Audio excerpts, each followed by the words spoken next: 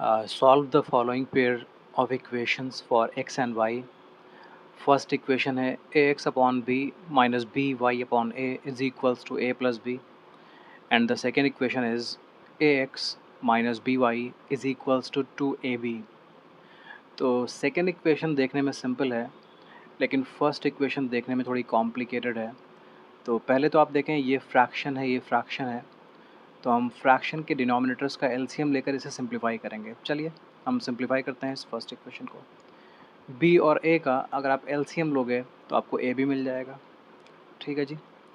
अब देखें, यहाँ पर बी है और यहाँ पर ए भी आ गया है, तो बी ने ए को मल्टीप्लाई किया होगा, तभी आपको ए भी मिला होगा। ठीक है, कंपेयर करते हैं डिनोमिनेटर्स को।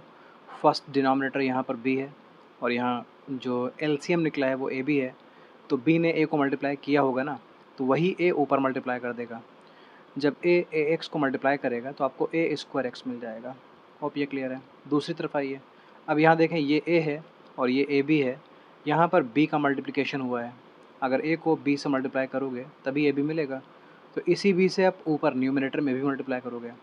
तो जब माइनस बी वाई को आप बी से मल्टीप्लाई करोगे तो माइनस बी स्क्वायर वाई हो जाएगा, is equals to right side में ए प्लस बी लिखा है, लिखा रहने दीजिए। अब आप इसे कॉपी कर लीजिए, A square X minus B square Y is equals to A plus B लिखा हुआ है ये। ठीक है जी। ये जो ए बी है इसे भेज देते हैं राइट साइड में। अभी तो ए बी डिनोमिनेटर है, लेकिन जब राइट साइड में जाएगा तो ये न्यूमिनेटर बनकर इसको मल्टीप्लाई कर देगा। थोड़ा सिंप्लीफाई करेंगे आप तो आपको A square X minus B square Y is equals to A multiply करेगा ए बी को तो आपको मिलेगा A square B, and B multiply करेगा ए बी को तो आपको मिलेगा A B square, A B square. ये हमारी इक्वेशन एक बन गई है। ये फर्स्ट इक्वेशन थी, ये सेकेंड इक्वेशन थी, इसका नाम हम दे सकते हैं ये थर्ड इक्वेशन है।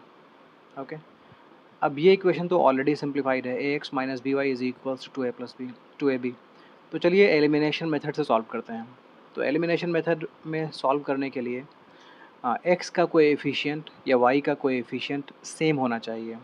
आप देखो, यहाँ पर एक्स का कोएफिशिएंट ए है और यहाँ पर एक्स का कोएफिशिएंट ए स्क्वायर है, तो इन दोनों को इक्वल बनाने के लिए इस सेकेंड इक्वेशन को ए से मल्टीप्लाई करना पड़ेगा। एक तो ये पॉसिबिलिटी है।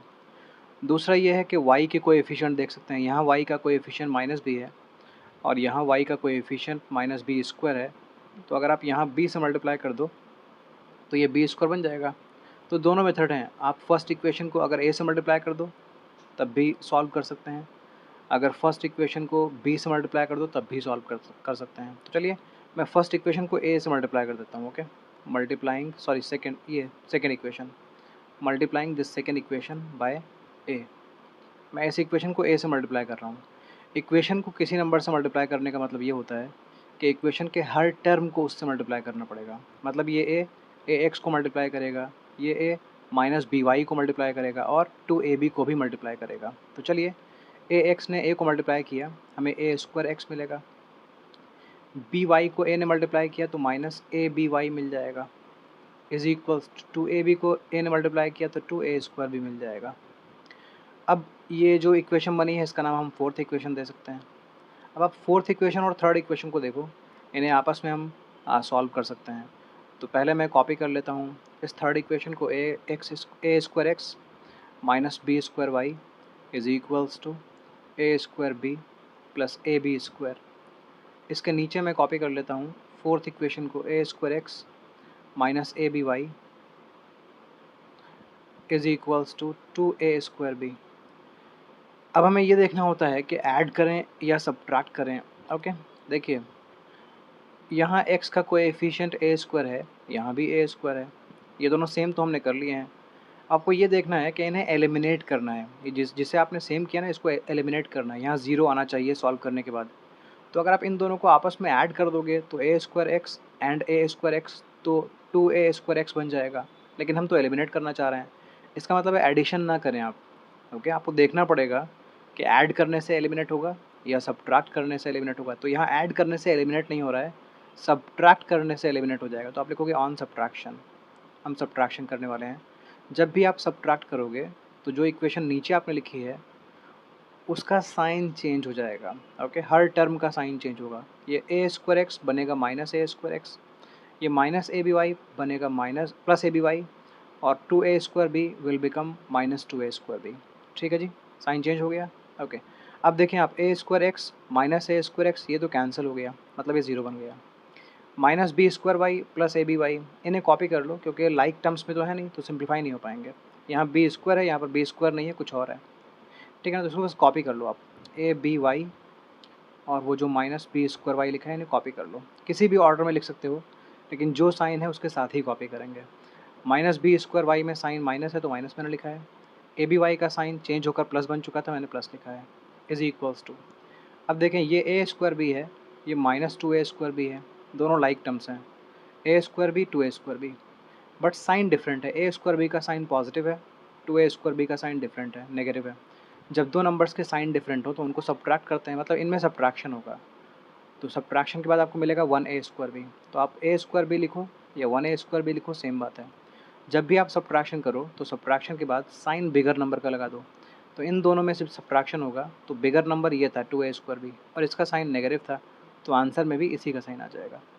फिर ab² का लाइक टर्म कोई नहीं था, इसे हम बस यूँ ही कॉपी कर देते हैं ab²। आई होप ये क्लियर है। ओके, चलिए नेक्स्ट पेज में चलते हैं। यहाँ तक अगर आपको कुछ डिफ़िकल्ट लग रहा हो तो आप वीडियो को दोबारा से देख सकते हैं। ओके, अगर कोई ऐसी प्रॉब्लम है कि आपको लग रहा हो कुछ गलत हो गया है या बिल्कुल समझ में नहीं आ रहा है या प्रॉब्लम ज़्यादा है, तो आप कमेंट सेक्शन में लिख भी सकते हैं अपनी प्रॉब्लम को। आगे बढ़ते हैं, तो आप देखें यहाँ पर इस पार्ट में b कॉमन है और y कॉमन है, b कॉमन है और y कॉमन है, b और y कॉमन है। अगर मैं फर्स्ट पार्ट से b और y निकाल लूँगा, मतलब ab y को इस by से डिवाइड कर दूँगा तो a बचेगा, माइनस अगर b² y से आप by निकाल लोगे, निकालने का मतलब ये होता है कि इस b² y को इस कॉमन से हम डिवाइड कर रहे हैं, तो b और b कैंसिल हो जाएगा।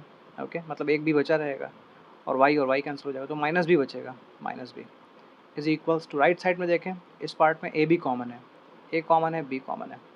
अगर आप ab² को इस कॉमन ab से डिवाइड करोगे तो b बचेगा, अगर आप a² b को कॉमन ab से डिवाइड करोगे तो माइनस a बचेगा। क्लियर? अब आप लिखो by a माइनस b, यहाँ पर आप माइनस कॉमन निकाल लो इसका। ओके, माइनस कॉमन क्यों निकाल रहा हूँ, 1 मिनट के बाद बताता हूँ। मैंने माइनस ए बी लिखा, माइनस ए बी मतलब मैंने माइनस कॉमन निकाल लिया, तो माइनस कॉमन निकालने से क्या होगा, ये जो b माइनस ए है ना, ये a माइनस बी बन जाएगा। अभी आप देखें a माइनस बी यहाँ और a माइनस बी यहाँ कैंसिल हो गया, तो अब बी वाई की वैल्यू माइनस ए बी बची है। अगर अगर आप कॉमन ना निकालते तो b माइनस ए और a माइनस बी डिफरेंट थे और ये कैंसिल ना हो पाते। अब आप y की वैल्यू लिख सकते हो माइनस ए बी, और ये जो b मल्टीप्लाई कर रहा था लेफ़्ट में, राइट में आकर ये डिवाइड हो जाएगा। ओके, तो अब देखो b और b कैंसिल हो जाएंगे न्यूमरेटर एंड डिनोमिनेटर में, और आपको y की वैल्यू मिल जाएगी माइनस ए, y की वैल्यू है माइनस ए। अब x की वैल्यू पाने के लिए इस y की वैल्यू को आप किसी भी इक्वेशन में रख दो, इक्वेशन 1 में, 2 में, 3 में, 4 में, कहीं भी। So put y is equals to minus A in equation number 2 में मैं रख रहा हूँ, ठीक है ना। इक्वेशन नंबर 2 क्या थी, याद होगा आपको, ax minus B Y is equals to 2ab, ये इक्वेशन नंबर 2 थी। लेकिन मैं इस इक्वेशन में y को हटाकर क्या लिखने वाला हूँ, माइनस ए लिखने वाला हूँ। यहाँ पर मैं माइनस ए लिख दूँगा, माइनस ए। तो ax माइनस बी ने माइनस ए को मल्टीप्लाई किया, प्लस ए बी मिला, इज इक्वल्स टू 2ab हो गया। ये जो ए बी है ये राइट साइड में जाएगा तो माइनस ए बी बन जाएगा, तो ax की वैल्यू हो जाएगी 2ab minus A B, minus A B. ax की वैल्यू हो जाएगी 2ab माइनस ए बी, मतलब ए बी बचेगा। अब a और a को कैंसिल कर दो तो x की वैल्यू b आ जाएगी, x की वैल्यू b आ गई, तो x की वैल्यू b आएगी और y की वैल्यू माइनस ए आएगी। यही सॉल्यूशन है। I hope it is clear.